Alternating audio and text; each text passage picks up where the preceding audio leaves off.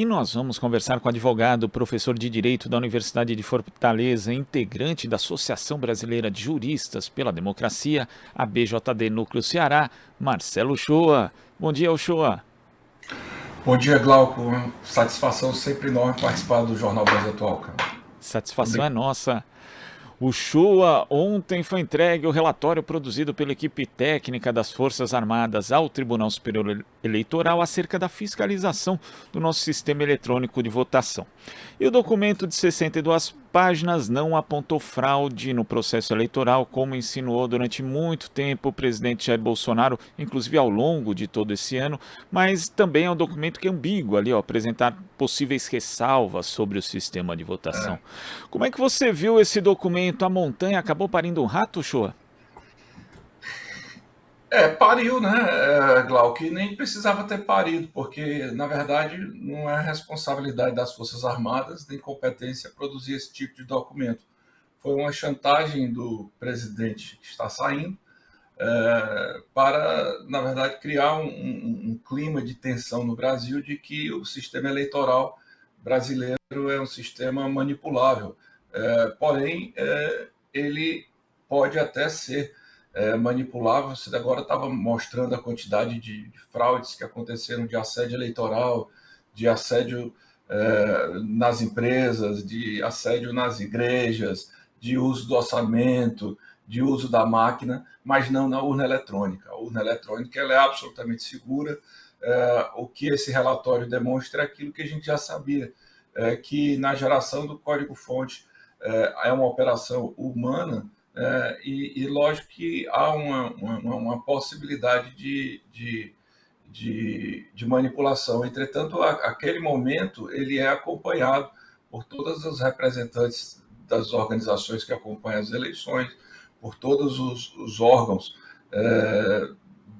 de poderes que se fazem presentes, os partidos políticos. Então, ele é também seguro. E a urna eletrônica, o que o relatório demonstra é que de todas as amostragens que foram feitas em cima de centenas de boletins de urna, tanto no primeiro turno como no segundo, o nível de consistência foi zero. Ou seja, o resultado que sai da urna é exatamente aquele que entra, né? O eleitor ele aperta o número do candidato, aperta o verdinho e aquele voto é computado, né? E foi isso que o relatório apresentou, o que realmente deixou essa turma que está aí na rua ainda nessas manifestações antidemocráticas irritado, né? Porque eles tinham certeza que o relatório vinha produzindo uma farsa e as Forças Armadas não puderam entrar nessa. Inclusive porque sabem que daqui a pouco já inicia um novo governo e as Forças Armadas não podem entrar numa fraude só porque o presidente da República de plantão quer, né?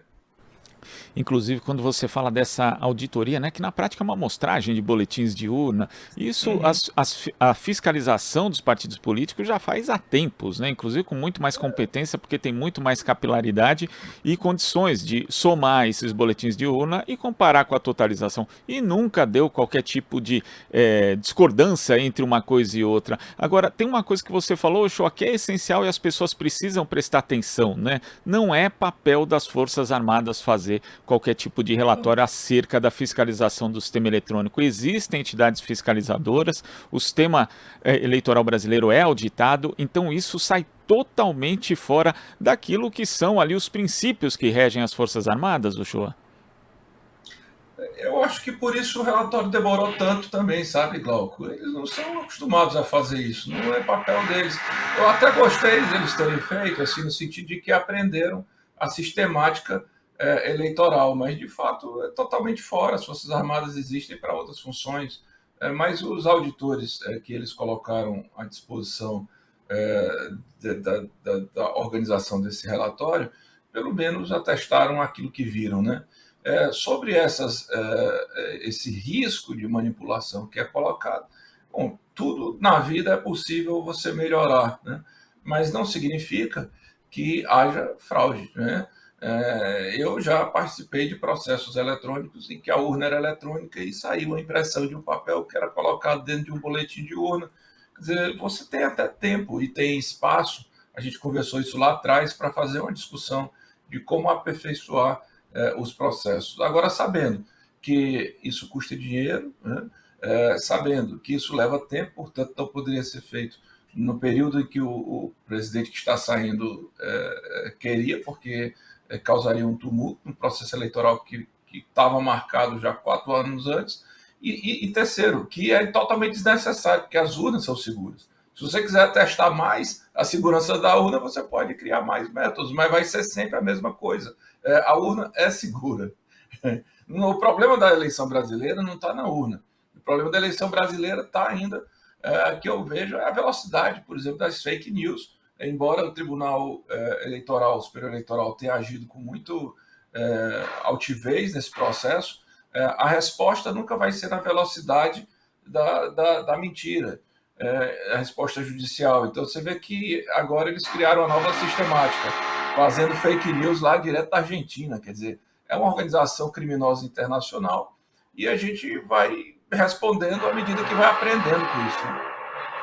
E nesse aspecto também é isso que a gente precisa ficar atento, porque o sistema eletrônico ele tem um elevadíssimo grau de segurança, mas as possíveis fraudes na nossa eleição, no nosso processo eleitoral, estão fora, justamente como você menciona. E aí podemos citar aí quantos crimes eleitorais foram registrados, desde compra de votos, constrangimento, abuso do poder econômico e do poder político, inclusive por parte do governo federal. São diversos indícios de delitos e é necessário que eles sejam punidos, Uchoa, porque senão a gente vai continuar repetindo e a rigidez do nosso processo eleitoral vai continuar em pauta, não por conta do sistema eletrônico, mas por conta desses outros delitos que foram cometidos?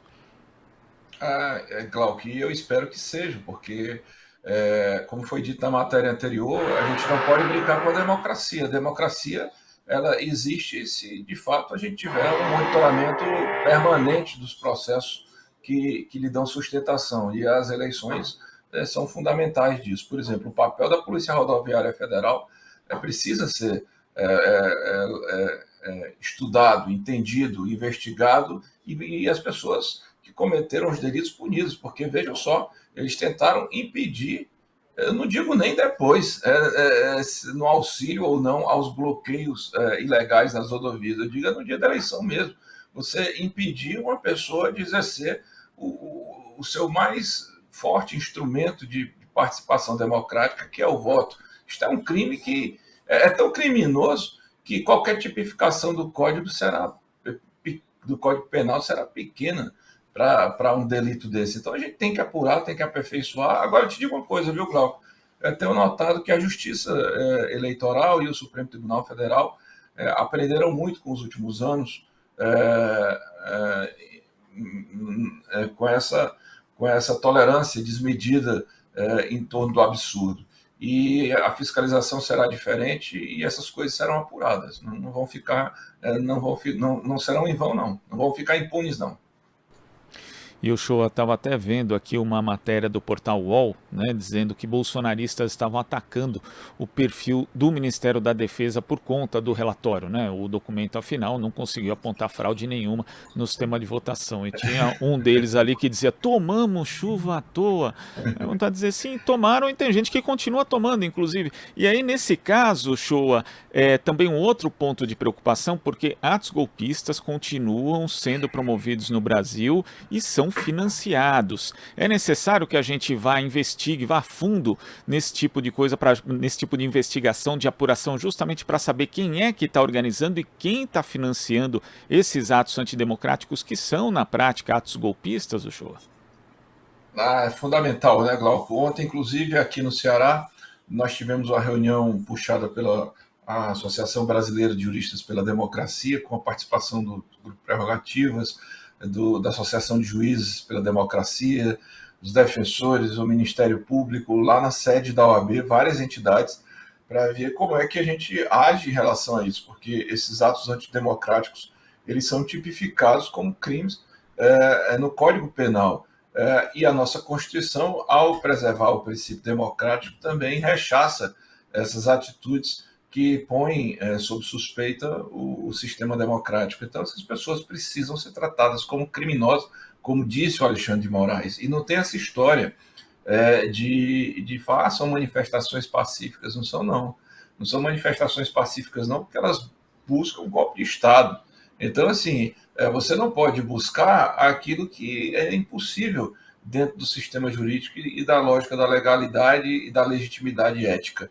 Você não pode, por exemplo, manifestar-se com gestos nazistas porque está fazendo aquilo pacificamente, porque, no fundo, a sua intenção não é pacífica. Então, tem que haver uma ação, sim. Aqui no Ceará, agora mesmo, 11 horas, nós teremos uma reunião na Procuradoria-Geral de Justiça, e para saber, principalmente, quem são esses financiadores, que a gente já sabe, né, por reportagens, em alguns estados, são financiados por grandes empresários, aqueles mesmos, né, Glauco, que estão por trás dessa máquina de fake news, que estiveram por trás do boicote às medidas de prevenção durante a pandemia da Covid-19, dos atos hostis contra o Supremo Tribunal lá atrás, não são tão diferentes, não.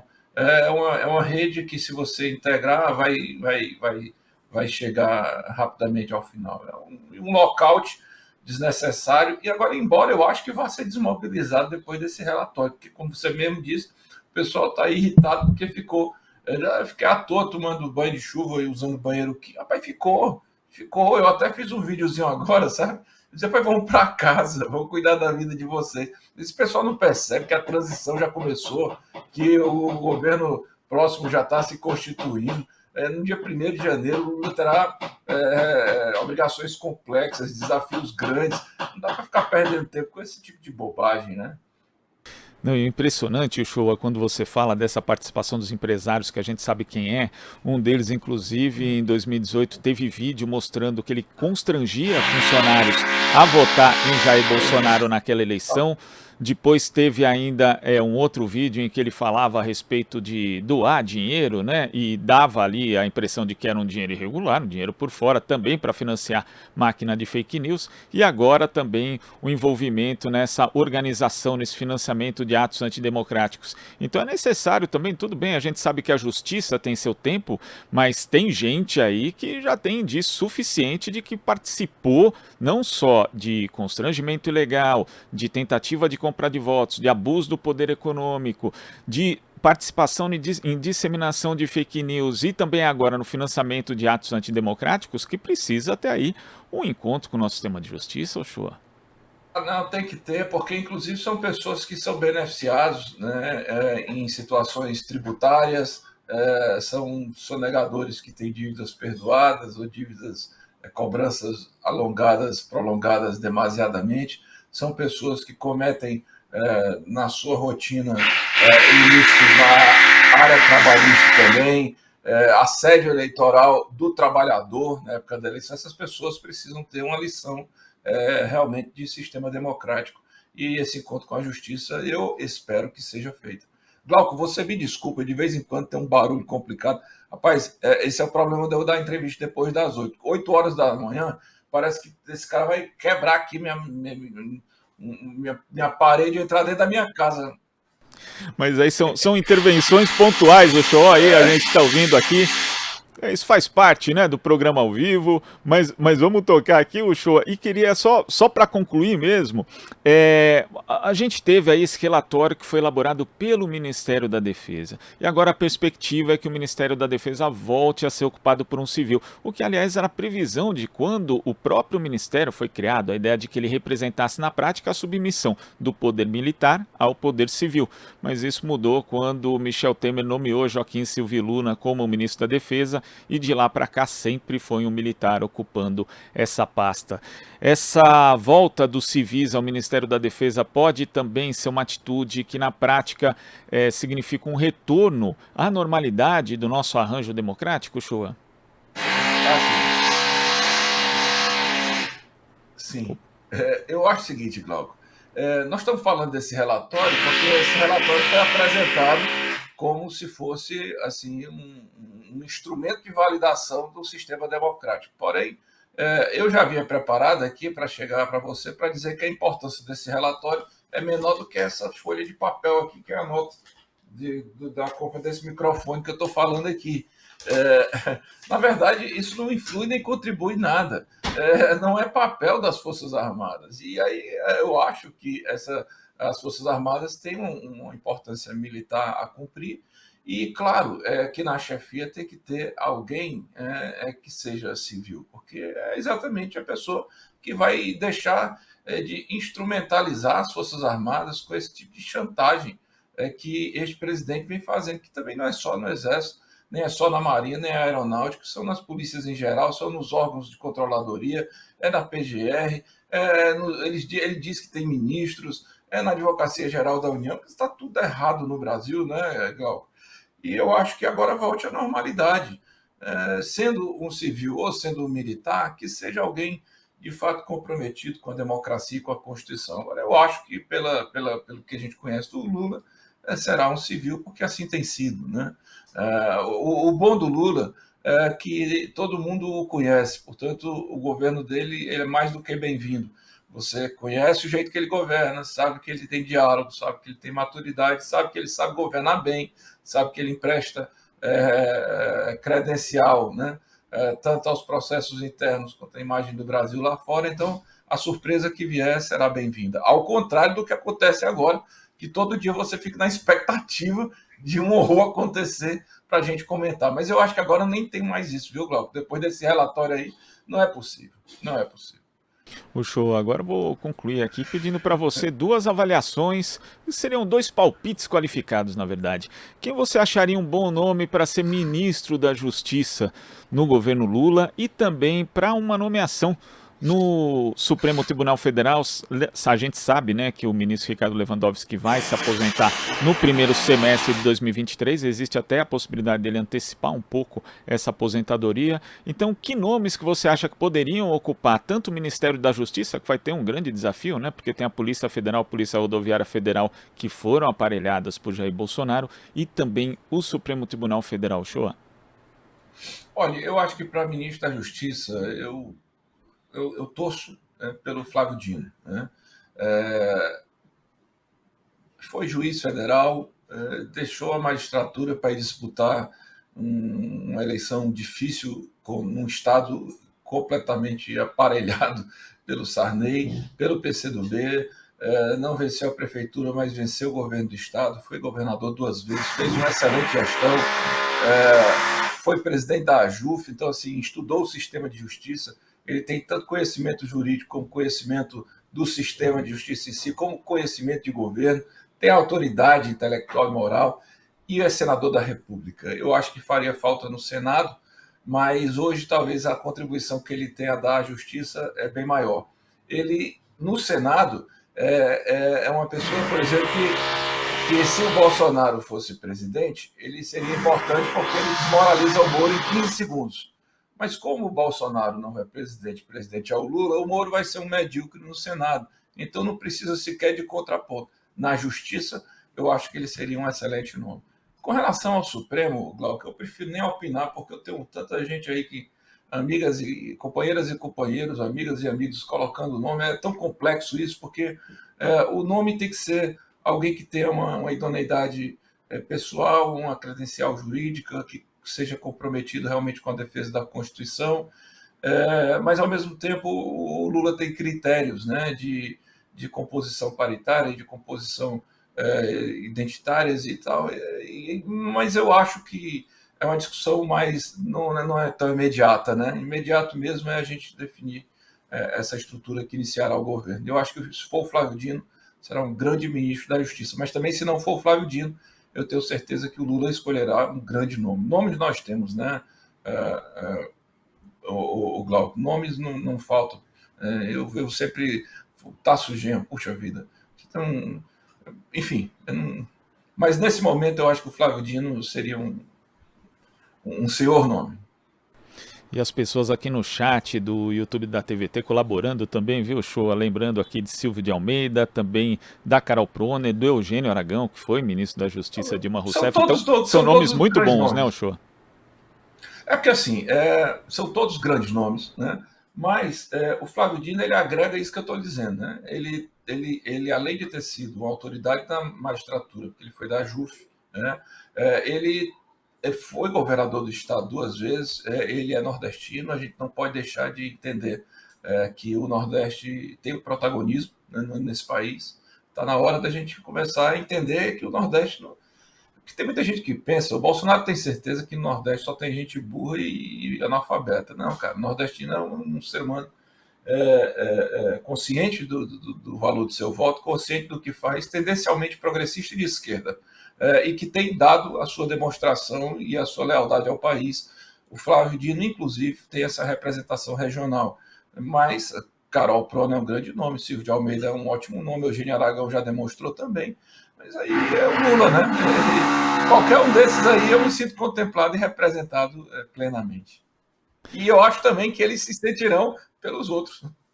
Não tenho dúvida. Uchoa, queria agradecer sua participação aqui no Jornal Brasil Atual. A Eliana Mate aqui no YouTube está falando que seu vizinho deve ser bolsonarista, está tentando sabotar aqui a sua entrevista, mas todo mundo... Mas é horrível. Todo mundo conseguiu acompanhar aqui, eu acho, mesmo com essas intervenções pontuais aí da furadeira. Muito obrigado, Uchoa. Até a próxima. Glauco, olha, bom, já foi pior. Tá terminando essa obra. Eu espero que para 2023 tudo mude nesse país. Até essa obra. Termine logo isso. Meu amigo, muito obrigado. Me chame, eu venho sempre. É uma satisfação enorme. Um beijo aí para Marilu, para Nahama, todo mundo, viu? E a Terlândia. Tamo junto. E de outra coisa, estamos vitoriosos. Foi uma felicidade encontrar com você. Dessa vez, nós dois vitoriosos. Tá certo. Abraço, show. Até a próxima. Conversamos aqui com o advogado, professor de Direito da Universidade de Fortaleza, integrante da Associação Brasileira de Juristas pela Democracia, BJD Núcleo Ceará, Marcelo Uchoa. Estamos apresentando Jornal Brasil Atual. As notícias que os outros não dão.